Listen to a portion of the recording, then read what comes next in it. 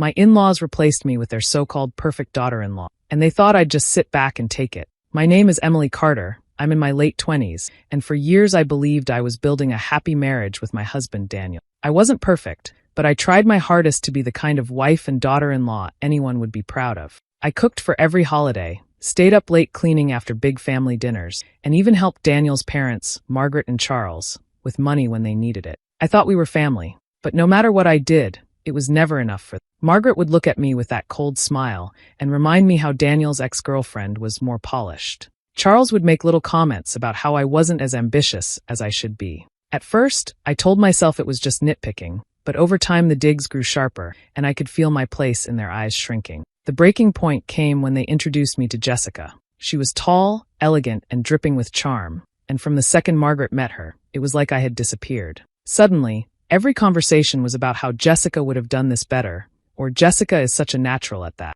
It wasn't just comparisons anymore, it was replacement. What hurt most was how Daniel began to change. The same man who once defended me now stood silently when his parents mocked. Slowly, he started joining in. He'd comment on my clothes, my cooking, even how I spoke. I tried harder, cooking elaborate meals, dressing up, bending over backward to keep him happy. But the more I tried, the colder he became. I still remember the night I realized I was losing him. We had just come home from one of Margaret's dinners where Jessica had been paraded in front of everyone. I asked Daniel if he saw how his mother treated me. He sighed, wouldn't meet my eyes, and said quietly, "Jessica just fits in better." That sentence cut deeper than anything else.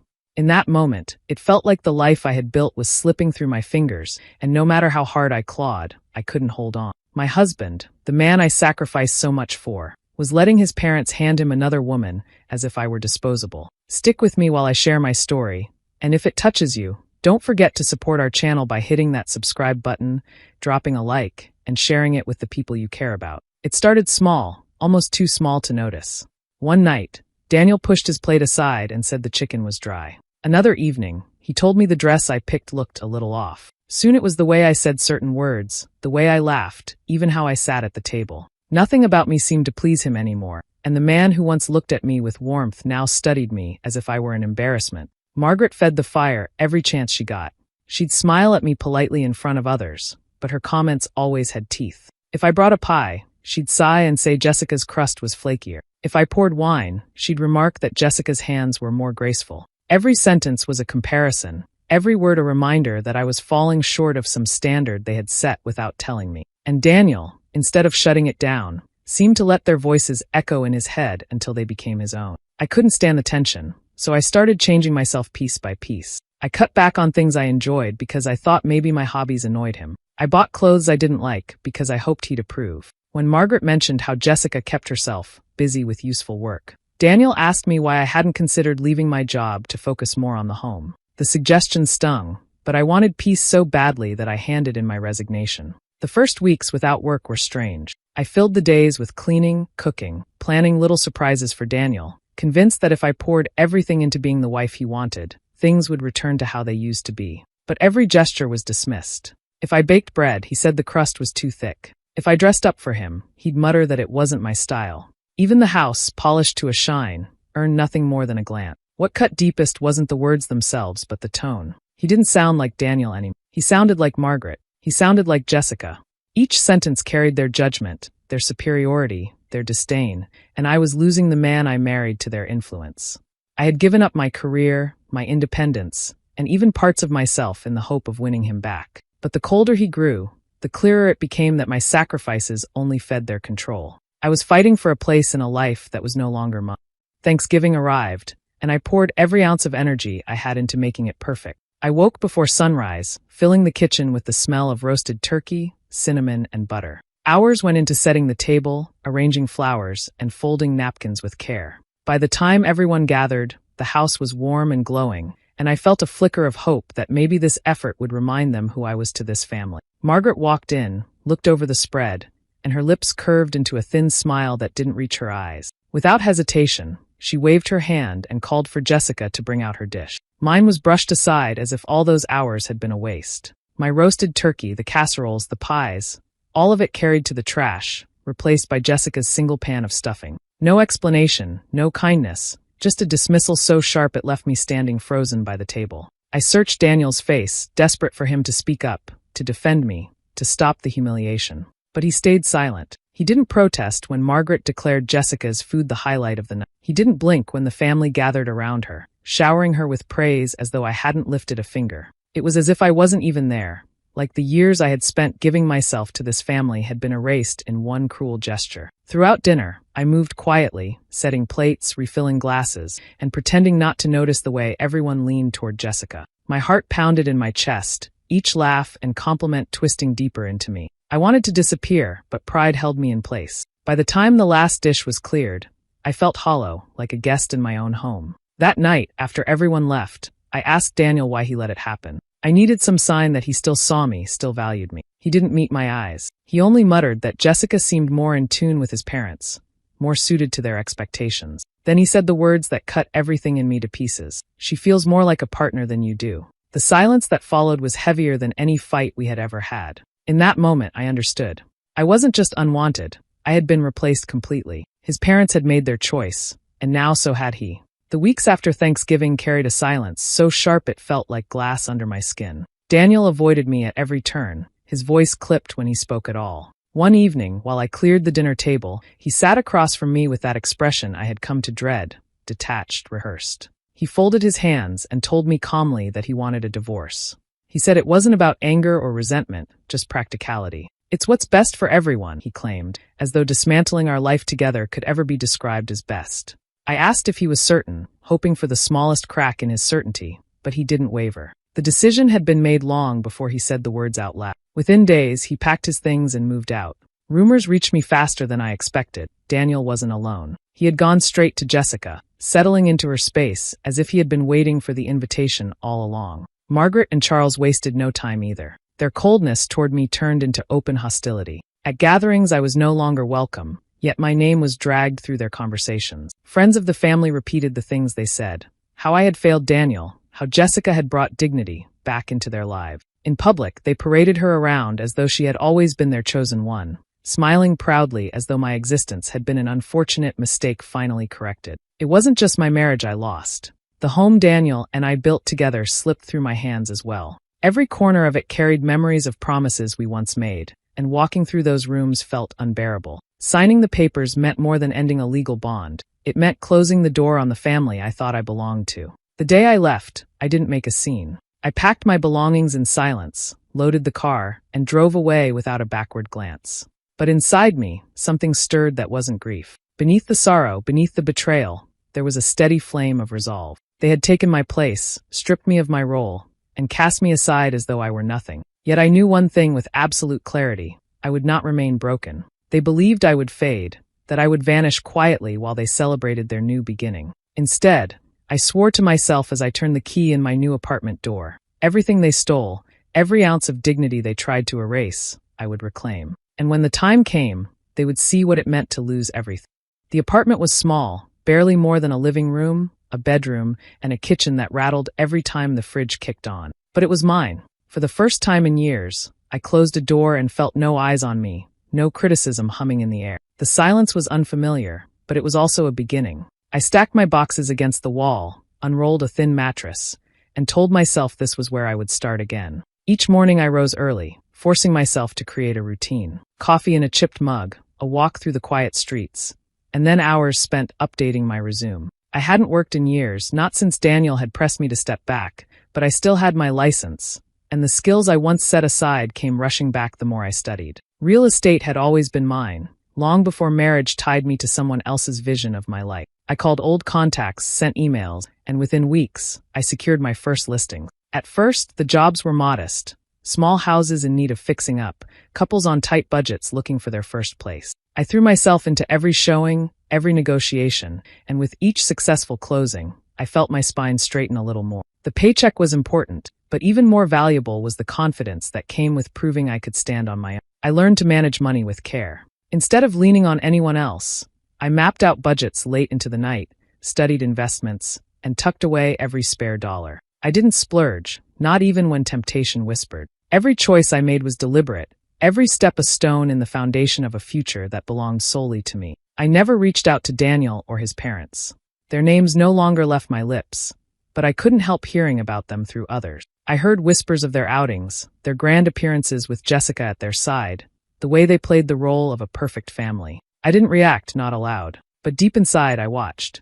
Not through conversation, not through contact, but simply by keeping my ears open. Their world seemed glossy and polished, but I knew enough about appearances to understand how fragile they could be. Nights in my apartment were quiet, the kind of quiet that used to scare me but now felt steady. I cooked meals for myself, ate at my little table, and filled the space with the sound of my own music. With every month that passed, I grew stronger. I was no longer the woman who bent to please people who would never be satisfied. I was someone building, brick by brick, a life that no one could strip from me again. And though I carried myself as if they no longer existed, deep down I was waiting and watching for the cracks in their carefully painted picture. It began with whispers I didn't ask for. At open houses, in coffee shops, through mutual acquaintances who still floated between circles, little fragments of news reached me. None of it was sought out, yet every piece painted a picture I couldn't ignore. Daniel's perfect life with Jessica wasn't holding together the way they wanted the world to believe. I learned she had expensive tastes, handbags that cost more than a month's rent, shopping trips that ended with the back seat of their car piled high with bags. She liked to host parties too, the kind where champagne flowed and bills arrived larger than their income could manage. While she spent, Margaret tried to steer the household as if it were still hers. She criticized the way Jessica decorated, questioned how she cooked, and reminded Daniel of how things should be done. What had once seemed like harmony between them had curdled into constant tension. The debt came quickly. I overheard someone at a closing mention how Daniel had taken out loans, trying to keep up with Jessica's habits and his parents' demand. The weight of it pulled him under, and for the first time, I felt no guilt in knowing his world was cracking. He had chosen this path. While their foundation shook, mine solidified. My business gained momentum faster than I imagined. Clients referred me to friends referred me to family, and soon my calendar was full of showings and closings. Every commission added to my savings, and after careful searching, I signed the papers on a place of my own. A house with wide windows, sun spilling across the floors, and enough space to breathe. I carried the keys in my pocket like a treasure, each step through those rooms a reminder that I had built this life myself. Independence tasted sweeter than I expected. I furnished the rooms at my pace, celebrated milestones with people who truly cared, and watched as my reputation in the industry grew. No one hovered over my shoulder, no one whispered comparisons, no one belittled my choices. I thrived because I finally stood alone. Occasionally, I'd hear another update, another fight, another financial slip, another piece of evidence that the facade was thinning. I never repeated what I heard, never gloated, never sought them out. Instead, I kept it tucked away inside me like a quiet truth. And in the stillness of my evenings, when I walked through the home I earned with my own hands, I couldn't help the small smile that would rise. Not out of cruelty, but out of recognition. What they had stolen, I had rebuilt tenfold. And what they thought they had gained was unraveling in their hands. Karma didn't need my help. It was already at work.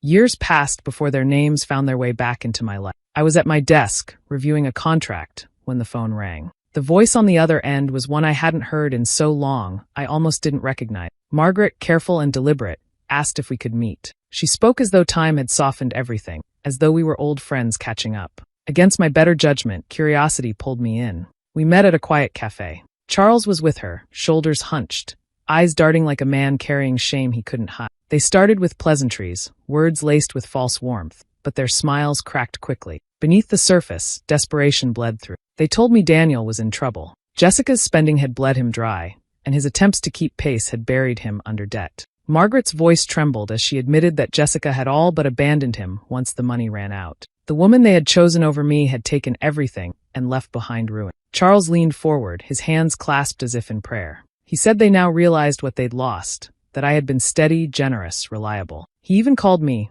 the best thing that ever happened to our family. The words might have moved me once, but hearing them now, they rang hollow. They weren't born of love or clarity. They were born of need. I let them talk, their pleas spilling across the table, their voices growing smaller each time I remained silent. They wanted financial help, advice, maybe even forgiveness that could ease their burden. But sitting there, I felt nothing. No anger, no longing, no ache for the past. Just a clean, empty space where they used to live inside me. I had built a life they knew nothing about, one that didn't require their approval or inclusion. Listening to them beg only confirmed what I already understood. They hadn't come to make peace. They had come because they had nowhere else to turn. When Margaret reached across the table, trying to take my hand, I pulled back gently. I told them I was glad they had found the courage to be honest, but I couldn't give them what they were asking for. My voice was steady, my heart untouched. We parted with their eyes heavy and mine clear. For years, they believed I was replaceable. Now they sat across from me, stripped of pride,